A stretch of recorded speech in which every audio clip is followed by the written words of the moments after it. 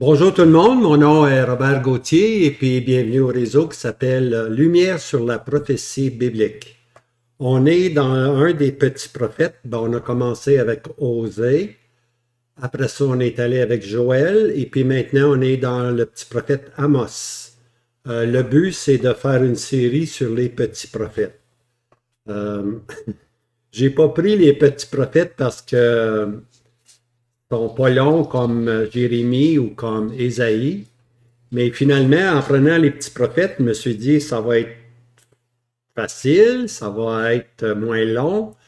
Mais voyez-vous, c'est moi qui en apprends maintenant parce que on a beaucoup à apprendre des petits prophètes, beaucoup, beaucoup. Dieu nous donne des aperçus qu'on n'a pas dans les plus grands des prophètes comme Ésaïe puis Jérémie. Mais les petits prophètes ont leur caractère spécial, pour ainsi dire. Et puis, c'est bon pour nous de s'y arrêter et essayer de comprendre. Okay? Maintenant, le livre d'Amos, je suis encore au commencement. Je fais une introduction. Puis pour moi, c'est important que l'introduction soit bien donnée, pour ainsi dire, parce que comprendre un peu l'arrière-plan de Amos, ça va nous aider à comprendre sa prophétie. Voyez-vous? Amos, si on va le voir, il vit dans la même période que le prophète Osée. Il est avant Osée, on va le voir tantôt, là. Mais il nous présente quelque chose de spécial. Ce qu'il veut nous présenter, lui, c'est davantage le jugement sur les 10 tribus, oui. Le jugement sur Juda, oui. Mais aussi, il va inclure le jugement qui est pour les nations avoisinantes.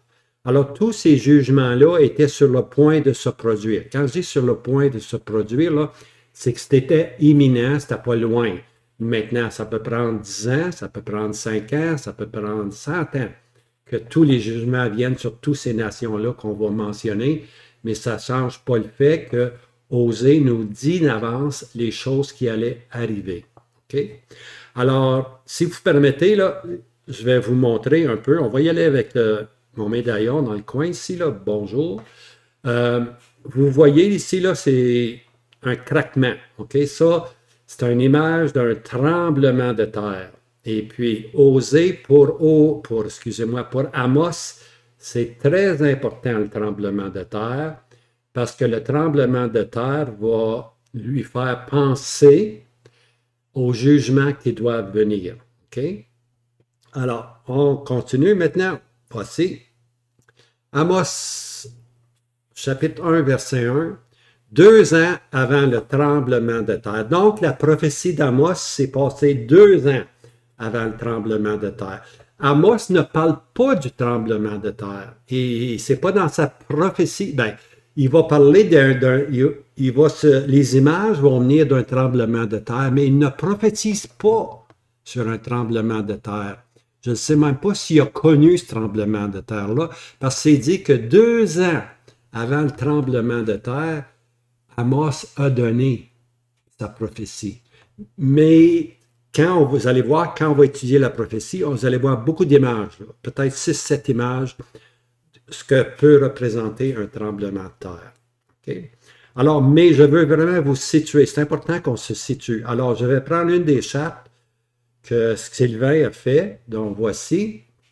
Regardez ici, là. Puis là, je veux prendre mon... Ouais, c'est ça, pointer. Et voilà. OK. OK, regardez ici, on va commencer ici. Amos et Osée sont contemporains. Voyez-vous le prophète Osée ici, là? Ça, c'est sa période, lui. Lui a commencé à Jéroboam, fils de Joas. Maintenant, lorsqu'on a étudié le livre de Osée, on a réalisé qu'il y avait 2 Jéroboam. Il y avait Jéroboam ici, fils de Nébat, mais il y avait aussi Jéroboam numéro 2, fils de Joas. Okay?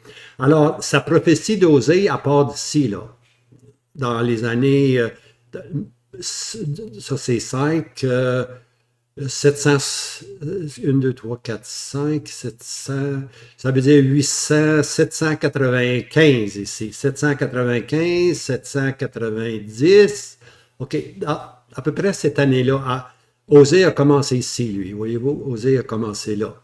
Mais Amos apparaît, voyez-vous, Amos, il apparaît ici, là, puis il ne dure pas longtemps, Amos. Il est arrivé, lui, ici, là, il ne dure pas vraiment longtemps. Mais ça, là, cette période-là, c'est 2 ans avant le tremblement de terre. Fait que 2 ans après qu'Amos a prophétisé, il est arrivé le tremblement de terre.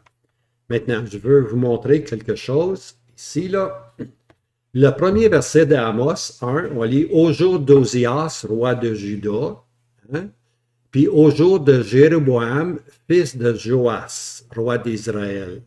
Okay? » Alors, Amos emploie le même langage que Osée. C'est le même, si vous regardez Osée 1, on va voir au jour de Josias. Osias, roi de Juda, puis au jour de Jéroboam, fils de Joas. On voit ça. Maintenant, je dis ceci pour Osias, là, au jour de Osias, roi de Juda, parce que tantôt, je vais vous emmener dans Zacharie 14. Je vais vous emmener dans Zacharie 14. Puis on va voir qu'il y a un tremblement de terre là aussi, puis ça va dire au jour de Osias, roi de Juda.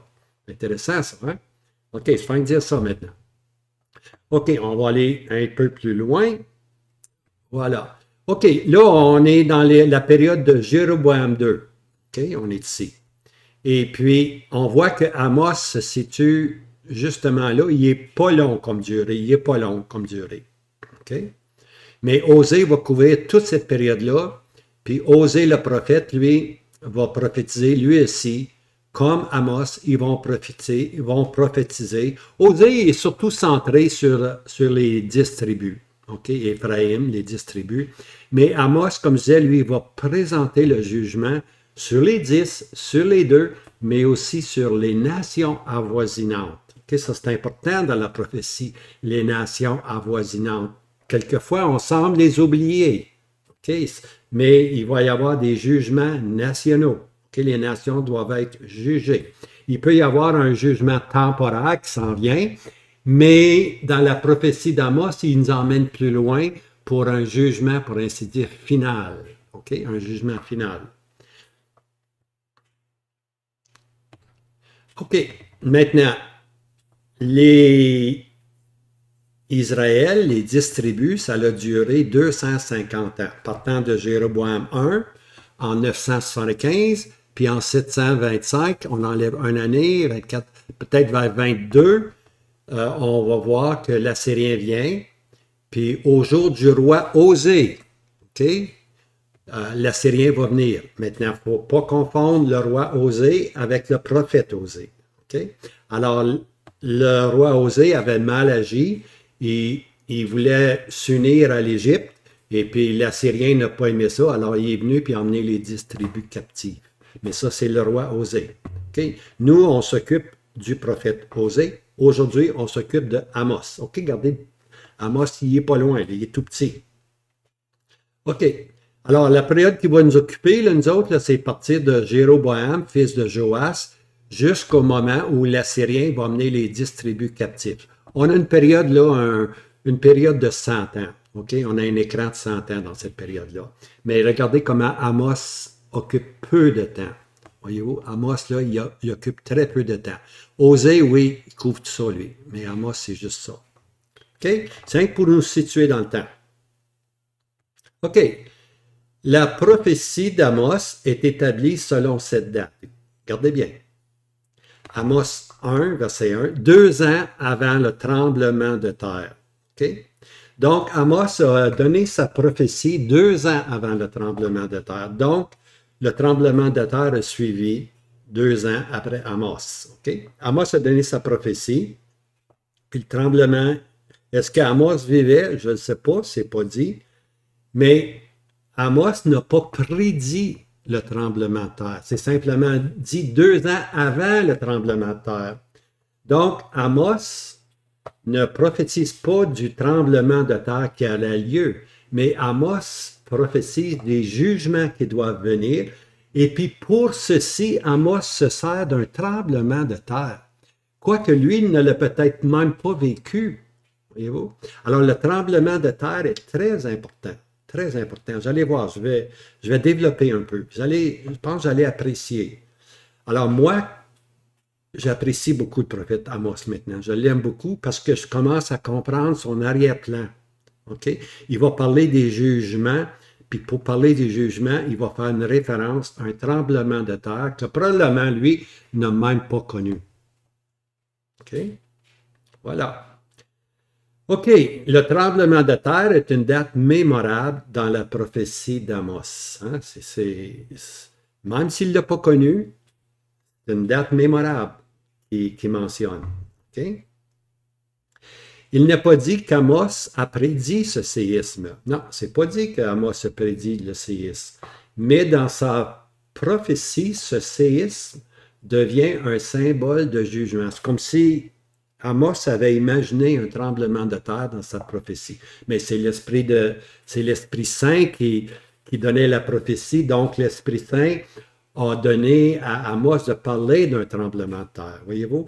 Tout tourne autour de ce grand événement-là. OK? Alors, mais le tremblement de terre, c'était un symbole de jugement.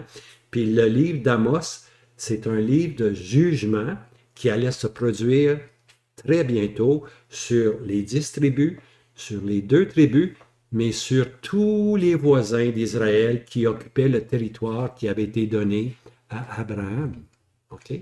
Alors, ils occupaient, c'était pas le territoire, ils occupaient ce territoire-là, puis ils étaient des ennemis acharnés, OK, contre Israël, les 10, et contre les 2 tribus. Alors ici, Amos va nous emmener dans un jugement proximatif, mais aussi dans un jugement final. OK? Il faut aller plus loin que les jugements qui allaient tomber dans les années qui viendraient. Il faut aller plus loin. C'est là que je veux vous emmener, moi, dans le prophétie plus loin. OK, ce tremblement qui devait se produire dans 2 ans deviendra un signe précurseur du jugement gouvernemental qui devait tomber sur Israël et les nations avoisinantes. Alors, que Amos va présenter, c'est un jugement gouvernemental. Ce n'est pas un jugement final.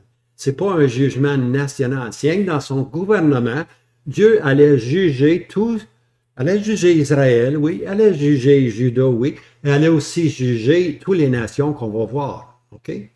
Alors, c'était un jugement qui s'est produit dans les années qui ont suivi. Maintenant, le tremblement de terre, c'est comme une plateforme, c'est comme un saut. Le tremblement de terre sert à préfigurer au temps de la fin. Ça, au temps de la fin, c'est Daniel 11, verset 40. Au temps de la fin, le roi du Sud va foncer, hein, puis le roi du Nord va foncer, les deux vont foncer sur Israël. Mais ça, c'est c'est vraiment au temps de la fin. Alors, au temps de la fin, ça ne sera pas justement un jugement gouvernemental, ça va être un jugement final. Ça va être un jugement national. On va juger les nations qui ont maltraité Israël. C'est là qu'Amos veut nous emmener, voyez-vous. Mais il se sert d'une scène présente, future, à venir dans son temps, pour nous emmener dans ce jugement national. Les nations vont être jugées. Toutes les nations qui ont entouré Israël vont être jugées. OK?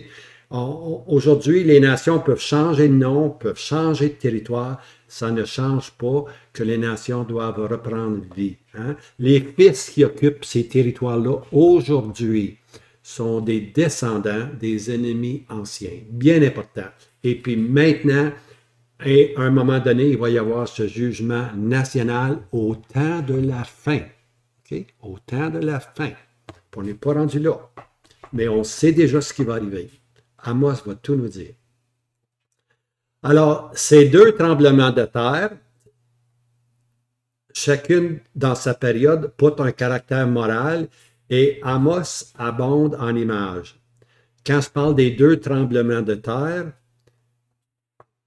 je parle du tremblement de terre qui allait lieu dans 2 ans, puis je parle aussi dans Zacharie qui parle d'un tremblement de terre au jour de Josias.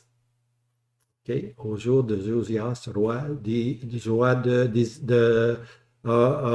Juda. Okay? Alors, c'est ça que je veux dire. On va le voir. Je vais les montrer les 2 tremblements de terre. Okay? Un dans Amos, puis l'autre dans Zacharie. l'autre dans Zacharie. Mais c'est le même tremblement de terre parce qu'on cite le même roi. OK, un autre prophète, il fait référence. Ben voilà, je le dis tout de suite ici. Là. Sa prophétie regarde au temps de la fin. OK, là, on va voir, regardez ici, Zacharie 14, verset 2. Et j'assemblerai toutes les nations contre Jérusalem. Maintenant, ça, je le dis souvent ici, là. Toutes les nations, là, c'est pas l'Amérique du Sud, c'est pas l'Australie, c'est pas la Nouvelle-Zélande, c'est toutes les nations avoisinantes. Okay? Parce que la grande tribulation se passe surtout dans la terre prophétique. Puis la terre prophétique, c'est Israël, c'est les nations qui les entourent, l'Asie pour ainsi dire, puis ça inclut aussi ce qu'on appelle l'Europe, OK, l'Europe, l'Empire romain était là. Alors c'est ça, je rassemblais toutes les nations contre Jérusalem. Alors c'est surtout les nations ici, c'est comme je disais, les nations avoisinantes autour de Jérusalem. Pour le combat, et la ville sera prise. Ben oui, la ville va être prise, ça c'est le roi du Nord qui arrive, qui va prendre qui va maltraiter, qui va violer les femmes, va prendre la ville, la moitié ira en captivité. Hein? Les maisons seront pillées et les femmes violées, et la moitié de la ville ira en captivité, et le reste du peuple ne sera pas retranché de la ville. Ça, c'est le roi du Nord qui va faire ça. C'est lui qui est l'élément plus important encore que l'Antichrist. OK? Alors, lui, il va se lancer, puis c'est lui qui va désoler Israël. Okay? Le désolateur, c'est le roi du Nord qui vient pour désoler Israël. Maintenant, ça, c'est le verset 2. Un peu plus loin, je vais voir verset 4. Ici, on voit au verset 4 que le Seigneur vient délivrer Jérusalem qui a subi maintenant un combat, qui doit subir un autre combat par le roi du Nord qui revient de l'Égypte avec toutes ses armées. Maintenant, il veut vraiment régler la question de l'Orient, détruire entièrement Jérusalem. À ce moment-là, le peuple se convertit, crie vers le Seigneur, puis on voit que le Seigneur Jésus met ses pieds sur la montagne des Oliviers. Alors, je lis Isaïe 14, verset 4. Vous pouvez souligner ce verset-là. Et ses pieds se tiendront en ce jour-là sur la montagne des Oliviers, qui est en face de Jérusalem, vers l'Orient. Et la montagne des Oliviers se fendra par le milieu, vers le levant et vers l'Occident, une forte grande vallée, un gros craquement. Hein? Comme la photo que je vous ai montrée, ça va se séparer en deux, un gros craquement. Une forte grande vallée, et la moitié de la montagne se retirera vers le nord et l'autre vers le midi. Okay? C'est quand le Seigneur vient délivrer Israël, il met ses pieds sur la montagne des Oliviers. Maintenant, le verset que je veux, c'est le verset 5, le verset suivant. Et vous fuirez dans les vallées de mes montagnes, car la vallée des montagnes s'étendra jusqu'à Hatzal, et vous fuirez, regardez, je l'ai mis en rouge, et vous fuirez comme vous avez fui devant le tremblement de terre au jour d'Osias, roi de Juda, hein, au jour de... Alors, c'est le même tremblement de terre. Comme vous avez fui devant le tremblement de terre au jour de Osias, roi de Juda. C'est le même tremblement de terre qu'on fait mention qui est arrivé 2 ans plus tard que la prophétie d'Amos. Mais c'est intéressant que l'Esprit de Dieu prend ce tremblement de terre 2 ans après qu'Amos a prophétisé, puis le prophète Zacharie, lui, qui se trouve au temps de la fin, parce que là, on est vraiment au temps de la fin, le Seigneur met les pieds sur le mont des Oliviers. Qu'est-ce qu'on voit? Comme un tremblement de terre, c'est comparé à un tremblement de terre comme au jour d'Osias, roi de Juda. Intéressant, c'est tout un jugement. Ça, c'est le jugement final. Osias parlait d'un jugement qui allait venir bientôt pour lui, dans son temps. Mais ici, là, on regarde vraiment au jour de la fin ici. Alors, c'est ça, je parle des 2 tremblements de terre. 2 ans avant Amos, puis un au temps de la fin avec Zacharie 14, verset 5. Gardez ça en tête, c'est bien. Voici quelques images qui font illusion du tremblement de terre. Maintenant, Osée, là, par l'Esprit de Dieu, va parler que les jugements s'en viennent, mais il va toujours avoir dans l'arrière-plan ce fameux tremblement de terre qui doit se produire 2 ans après sa prophétie. Mais l'Esprit va lui dire, quoi dire? Regardez ici, remarquez bien ce que l'Esprit, les images que l'Esprit de Dieu va lui donner.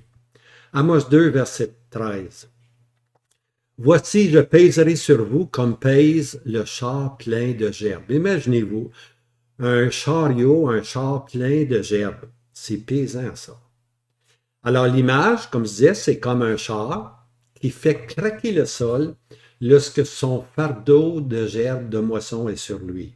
Je vais vous montrer beaucoup de photos dans cette première présentation-là, juste pour vous donner l'image. Une image vaut 1000 mots. Regardez ici l'image.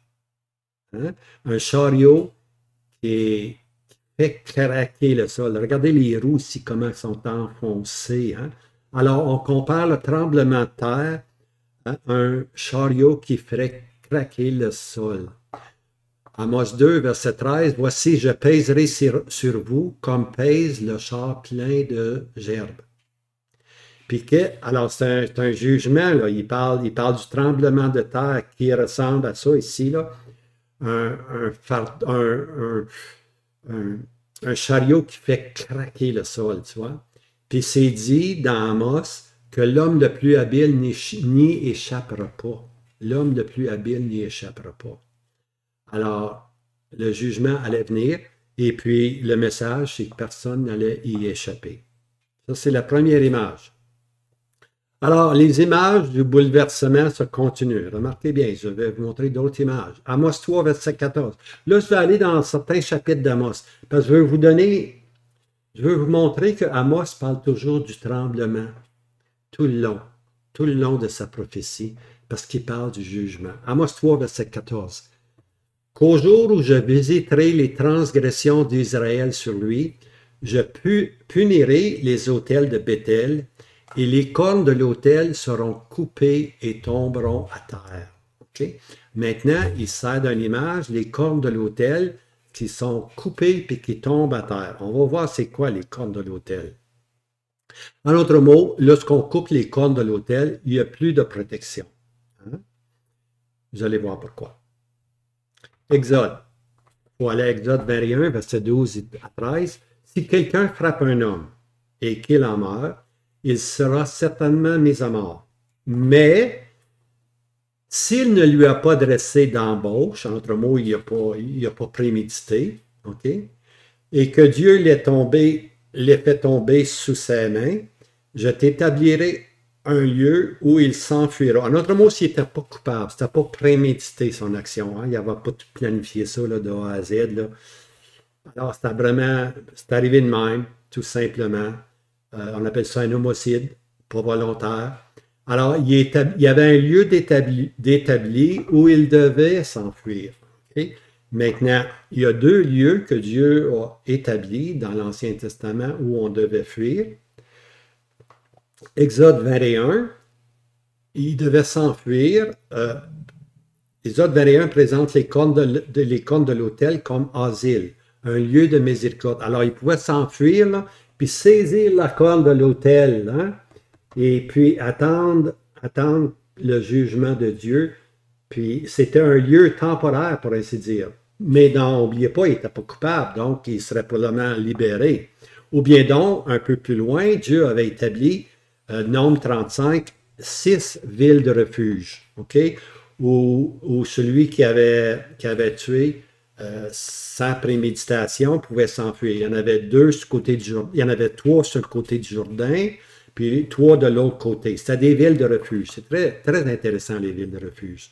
Une place de refuge qu'on devait s'enfuir, tout simplement. Puis, j'arrête là, j'en dis pas plus. Maintenant, ici, on voit une image d'un individu, je vais vous dire c'est qui dans quelques instants, qui a fait quelque chose, puis qui est venu maintenant, qui veut de la miséricorde. Alors là, il va s'attacher à la corne de l'autel, parce qu'il veut miséricorde. C'est dans 1 Roi 1, verset 50, c'est Adonijah. Adonijah a peur à cause de Salomon, parce que lui, Adonijah voulait prendre la place de Salomon. Hein? Il dit, je serai roi. Il a dit, je serai roi. Mais c'est pas lui que Dieu avait choisi pour... C'était Salomon que Dieu voulait mettre roi. En tout cas, lui, il a dit, je serai roi. Puis là, Salomon est arrivé. Ah, là, il a peur. Dieu va nommer... Pas Dieu, ouais. David va nommer... Ben, c'est Dieu, dans le fond. David va nommer Salomon comme fils, comme héritier, comme roi.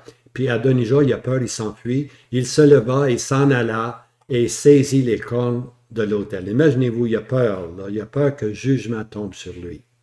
Alors, il implore miséricorde. Okay? Il implore miséricorde. Alors, pour cet individu-là, c'était le quatrième fils de David. Okay? David a eu plusieurs fils, mais celui-là, il est né à Hébron, 2 Samuel 3, verset 4, si vous voulez avoir un peu d'informations. Alors, sans consulter son père, Adonijah, il a dit, « Moi, je serai roi. » On lit ça dans 1 Roi 5. Je vous donne un peu d'arrière-plan là. Puis un roi, verset 6, et son père ne l'avait jamais chagriné. Alors, je vais essayer de... Je ne veux pas donner des leçons de famille, mais ça va être peut-être des leçons de famille, là. Adonijah, c'est spécial, OK?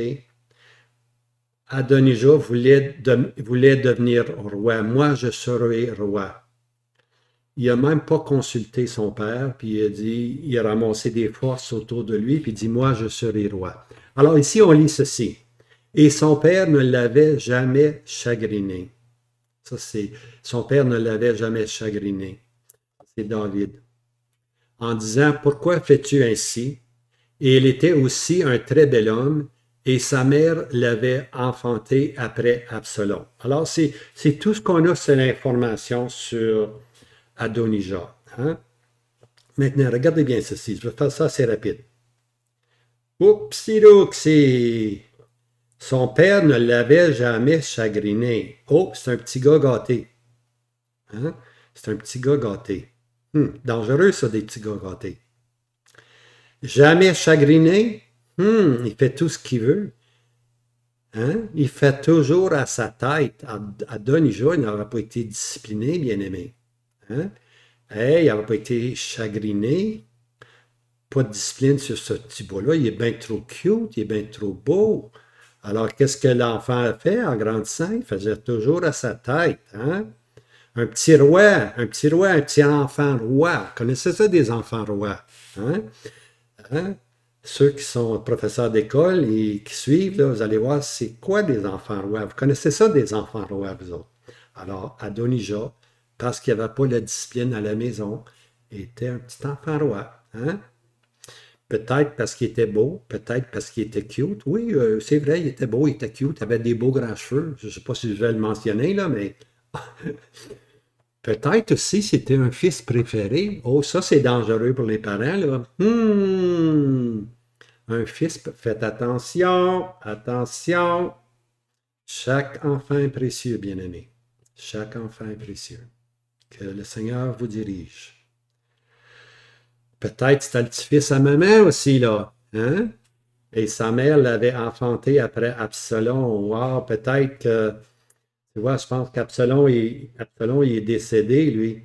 Oui, c'est ça, Absalom, il est décédé. C'est lui qui avait des grands cheveux, je pense. Je pense. Puis, elle a eu par la suite, elle a eu Adonijah, peut-être le petit-fils à maman. Je ne sais pas les circonstances. Tu vois, je ne sais pas. Sa mère l'avait enfanté après Absalom. Là, on va voir qu'Absalom, là, on va regarder ici. Absalom, c'est le troisième fils, OK, du nom d'Absalom, troisième fils. Ce dernier est violent et venge sa sœur Tamar. Ce qui est arrivé, c'est que Tamar, qui était sa sœur, avait été violée par Amon, un des fils de David. C'est une histoire sombre, hein? 2 Samuel, chapitre 13. Okay? Alors, Amon aimait sa sœur Tamar, puis finalement, il l'a appelée, il l'a emmenée dans une chambre, il l'a violée. Et puis Absalom, il l'a tué, tout simplement. Il l'a tué. Okay? Alors, comme je disais, Absalom tue Amon. Et Absalom, à cause de sa longue, belle chevelure, on lit qu'Absalom avait des beaux grands cheveux, il coupait tous les années, mais il avait une belle chevelure. Et puis, quand il s'enfuit, à un moment donné, sa tête va rester prise ses cheveux vont rester pris dans les branches d'un arbre, et puis Joab qui va arriver, qui va le tuer. Hein? 2 Samuel 2, verset 18. Alors, c'est-tu à cause de ça que Abdias n'a pas été discipliné? Je ne sais pas. Mais des fois, il y a des circonstances dans la vie. Hein? Il est intéressé de lire, ça, je vais juste faire ressortir ça, si vous lisez 2 Samuel 14, 2, là, qui est la mention d'une femme, parce qu'on est allé voir une femme pour voir quoi faire. Puis, cette femme-là habitait à Tekoa. On est dans Tekoa, avec Amos, prophète de Tekoa. C'est intéressant, hein? C'est intéressant. Je viens de dire ça là, pour démontrer, mais cette histoire-là d'Absalom puis d'Adonijah sont importants. OK, on va retourner maintenant à Adonijah. Revenons au 4e fils d'Adonijah. Okay? Alors, on a lu qu'Adonijah a dit « Je serai roi », puis finalement, il a peur de David va nommer Salomon comme le nouveau roi. Il va fuir, tu vois, il va fuir. Alors, je vais vous présenter 2 cas ici. Le premier cas, c'est celui d'Adonijah, qui est le premier à saisir les cornes d'Adonijah, les cornes de l'autel. Okay? Pour Adonijah, on se rappelle que les cornes de l'autel, c'est un lieu de miséricorde. On peut faire grâce s'il y a raison de faire grâce. Dans ce cas-là, Adonijah avait dit « Moi, je serai roi ». Il a été aidé par Joab, chef de l'armée, et par un sacrificateur infidèle, Abiathar. Alors, avec ce groupe-là, lui, il voulait avoir la royauté. Hein? Ce qu'on voit, c'est David. Hein? David, naturellement, va nommer maintenant le roi Salomon. Et puis, Adonijah a peur. Alors, il demande miséricorde, puis la façon de demander miséricorde, c'est courir près de l'autel d'airain, puis de s'attacher les 2 mains après les cornes, pour ainsi dire. Hein? 1 Roi 1, verset 22, et Salomon dit, voici ce que Salomon va dire. S'il est un homme fidèle, un homme juste, un homme fidèle, pas un de ses cheveux ne tombera en terre. La grâce, il va user de miséricorde. Mais si du mal est trouvé en lui, il mourra. Okay? Donc, il le laisse aller. Mais n'oubliez pas, il a dit, si du mal ou s'il fait du mal plus tard, il va mourir. Je lui fais miséricorde maintenant. Va-t'en, t'es libre. Fais attention à ta marche, tout simplement. Alors, il est parti. OK? Plus tard, on va voir qu'Adonijah va demander à avoir pour femme Abishag, la Sunamite. OK? Si vous vous rappelez, cette dernière, la Sunamite, cette dernière, avait partagé le lit avec David pour le réchauffer dans sa vieillesse. David, 1 Roi 1, verset 14. David était âgé, il avait froid, alors on a choisi une très belle femme, une Sunamite très belle. Puis elle est venue, puis elle a collé, pour ainsi dire, David pour le garder au chaud. Mais c'est dit que David, si vous lisez 1 Roi 1 à 4, ne l'a pas connu. Okay? Il ne l'a pas connu, ça veut dire qu'il n'y a pas eu de sexe avec, tout simplement. C'était tout à fait correct ce qu'elle faisait. Mais voici Adonijah qui veut avoir maintenant la femme, cette femme-là, comme épouse. Et puis, il demande aussi pour lui le royaume. Alors, Salomon va dire à sa mère, mais parce que c'est sa mère qui a fait la demande pour Adonijah. Elle est allée trouver Salomon, elle dit donne Abishag, la Sunamite, à Adonijah. Salomon dit demande aussi pour lui le royaume. Voyons donc, ma mère, tu ne peux pas faire ça, là. Ça, donner la femme de mon père à Adonijah, ça signifie de lui donner le royaume. Puis la pensée, pourquoi il dit ça, là, c'est comme si tu me demandes de lui donner le royaume, parce que il y a une coutume en l'Orient, ce geste peu normal de demander la femme du roi décédé signifiait la prétention au trône royal. Alors, ce qu'Adonijah demandait, c'était un geste qui enseignait la prétention au trône royal. Alors Salomon était tout offensé, puis il dit à sa mère, demande tant qu'à y être, demande aussi le royaume pour lui, là. Et puis à ce moment-là, il va, je ne sais pas, Salomon fait tuer Adonijah. Adonijah vient de faire un mauvais mouvement, et puis le mal va le trouver. Hein? OK. Ça, c'est la fin d'Adonijah. Maintenant, il y a un autre individu qui va se présenter, qui va vouloir saisir les cornes. Cet individu-là, c'est Joab. OK? Maintenant, Joab, ça n'a pas été toujours un bon officier, pour ainsi dire, pour David. OK? Et puis, on voit que Joab était aussi instrumental pour essayer de conduire Adonijah à la royauté. OK? Mais maintenant, lui, là, il va saisir les cornes, puis on va voir maintenant que les cornes vont devenir pour lui, pas un lieu de miséricorde parce qu'il était coupable, mais un lieu de jugement. On lit ça dans 1 Roi 2, 28. Et Joab s'enfuit à la tente de l'Éternel et saisit les cornes de l'Éternel. Alors Joab, maintenant, il veut s'enfuir, il veut fuir le jugement. Il va saisir les cornes de l'autel, puis 1 Roi 2, 29. Et on le rapporta au roi Salomon que Joab s'était enfui à la tente de l'Éternel. Et voici, il est à côté de l'autel. OK? En autre mot, maintenant, il va saisir les cornes de l'autel, lui aussi, espérant avoir grâce, miséricorde, mais Salomon lui dit non. Et Salomon envoya Bénia, fils de Jéhoïada, disant, va, jette-toi sur lui. C'était un homme très méchant. Va, jette-toi sur lui. Donc, il n'a pas eu de miséricorde. OK? Maintenant, je parle des cornes qui sont coupées, là. Maintenant, dans Amos, on parle des cornes qui sont coupées. Donc, il n'y a plus de protection. Ce n'est que le jugement qui reste. OK? Puis là, je fais un saut, si je ne me trompe pas, là, dans ma prochaine vidéo, je vais faire un saut dans l'Apocalypse. OK? Alors, sous David, Joab avait mal agi et tué des innocents. OK? Le temps du jugement était arrivé et Salomon tient la promesse à son père parce que David avait dit sur le lit de sa mort, avait dit à Salomon, Joab, là, un jour, là, tu dois régler son compte. Il a été très mauvais. Il a fait mourir des innocents. Toi, fais-le. Moi, je ne l'ai pas fait, mais ça va être à toi de le faire. Et puis, justement, maintenant, Salomon, même s'il s'est enfui, qu'il a saisi les cordes de l'autel, Salomon le fait exécuter comme il l'a promis à son père, David. Maintenant, là, je fais un petit regard apocalyptique. Hein? On s'en va de l'Apocalypse. C'est pas pour rien, je parle de l'autel puis des cornes. À Amos, les cornes sont coupées, là. Ben, ça veut dire qu'il n'y aura pas de miséricorde.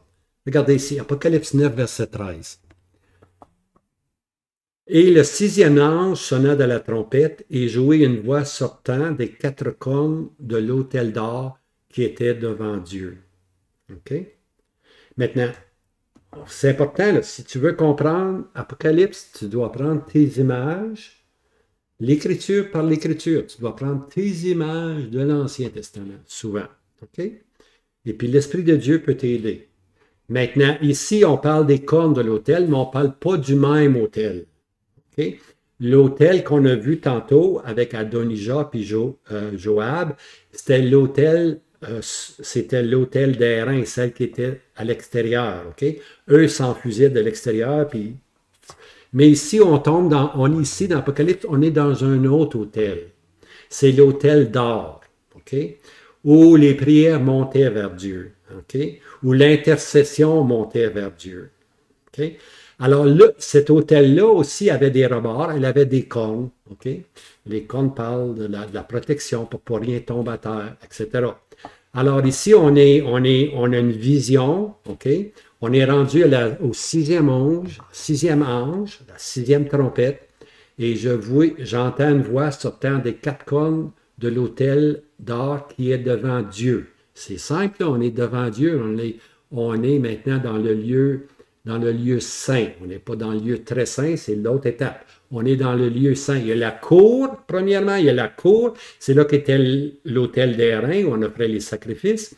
Puis il y avait à l'intérieur il y avait le tabernacle qu'on avait qui était séparé en deux par un rideau. Il y avait le lieu saint, puis le lieu très saint. C'est comme l'autel d'or était dans le lieu très saint, c'est là qu'on offrait l'encens, ok, qui montait vers Dieu. Les supplications montaient vers Dieu. Maintenant, Apocalypse 8, verset 13, on a l'arrière-plan là. Apocalypse verset 13, il reste trois jugements à venir. On les appelle malheur, malheur, malheur. Okay? C'est les trois dernières trompettes. Malheur, malheur, malheur à ceux qui habitent la terre. Okay? Puis ici, on est rendu à la 6e trompette, donc on est rendu, si je ne me trompe pas, au 2e malheur. Okay? Au 2e malheur. OK, c'est justement Apocalypse 9, 13. On est introduit au 2e malheur. On a fini avec la période de l'intercession. On est rendu maintenant avec les cornes de l'autel d'or. OK? On voit une voix qui sort de là. Mais l'autel d'or parlait de l'intercession. Maintenant, on vient de voir ces malheurs, malheurs. Alors, c'est fini l'intercession. On est rendu dans un stage dans l'Apocalypse, dans les jugements apocalyptiques. On est rendu à la 6e trompette. Il n'y aura plus d'intercession. OK? Il n'y en a plus d'intercession, c'est fini. Un peu comme dans Amos, les cornes étaient coupées. Maintenant, on est rendu à l'autel d'or, les cornes sont là, mais ça symbolise maintenant que l'intercession, elle est finie. Puis les jugements se continuent, tout est fini. Alors, ça se marie, c'est très bien, c'est très bien. Alors, l'autel d'or, je disais, c'est un autel d'intercession. Ici, la voix vient des 4 cornes de l'autel. OK, les 4 cornes de l'autel. En Amos 3.4, c'était les cornes de l'autel d'airain. Ils sont coupés. Ici, l'intercession, c'est un autre autel, mais l'intercession est terminée. C'est fini. Plus le temps d'intercéder, c'est trop tard. Alors ici, dans Amos, il n'y avait plus de protection, il n'y avait plus de miséricorde. Dans l'autel d'or, c'est la même chose. La voix vient des 4 cornes de l'autel d'or qui dit « Plus de miséricorde, plus de protection, c'est fini, les jugements tombent. » Alors, c'est ça que je dis ici dans l'Apocalypse. Nous avons un autre autel, celle qui était dans le lieu saint, l'autel d'or. Il est trop tard pour l'intercession, bien-aimée. Dans l'Apocalypse, lorsqu'on est rendu là, il est trop tard. Il n'y a plus rien à faire, pour ainsi dire. Alors, je vais terminer avec ceci.